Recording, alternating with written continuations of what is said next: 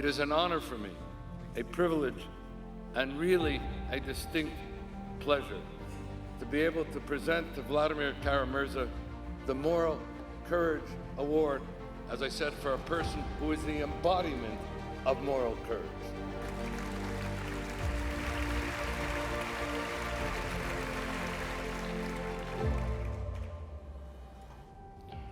As so often in our country's history, the political cost and the personal cost of dissent in Russia today is high.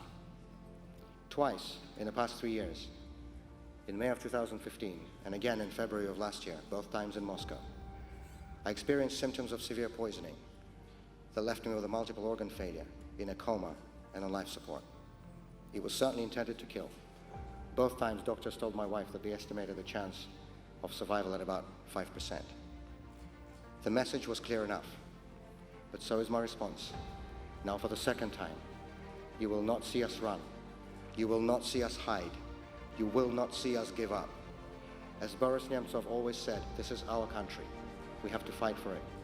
And if we really believe in our principles, we must be prepared to stand up for them.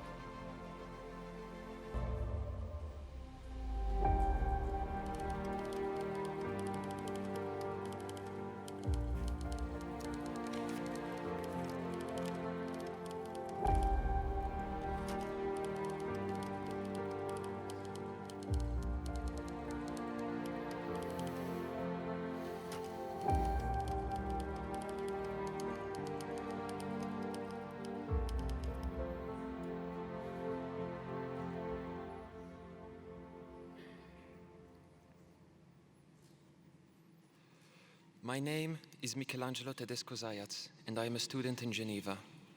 The empty chair on this stage is dedicated to Vladimir Kara-Murza, a Russian opposition leader and one of Vladimir Putin's most outspoken critics. Despite the risks, Kara-Murza has dedicated his life to combating the brutality, oppression, and corruption of the Putin regime. Alongside his mentor Boris Nemtsov, a leading opposition figure who was assassinated in 2015, Kara-Murza was instrumental in pushing for the Global Magnitsky Act to sanction human rights violators in Russia. Kara-Murza survived poisoning attempts in Russia in 2015 and then again in 2017, retribution for his vocal opposition to Putin. Kara-Murza fell into a coma and nearly died after each attempt, but neither managed to stop his activism. When Putin's regime invaded Ukraine in 2022, Kara-Murza heroically returned home to Moscow from the US in order to protest. He said, "How can I ask my fellow Russians to stand up to Putin if I'm too afraid to do it myself?" Shortly after his return, hours after he denounced Putin's war crimes on CNN, Kara-Murza was taken away. He became the first activist charged with high treason, all for his opposition to the regime and its war on Ukraine. He now serves a 25-year sentence in a Siberian penal colony. His wife, Yevgenia, based in the US with their 3 children, is traveling the world to advocate for his release. Yevgenia spoke here at last year's Geneva Summit to raise awareness about her husband's situation and to carry on his fight for democracy in Russia. In January of this year, Vladimir Kara-Murza was transferred to solitary confinement, where he remains today. His health is deteriorating severely. Just last week, he was honored with the Pulitzer Prize for commentary written from his prison cell.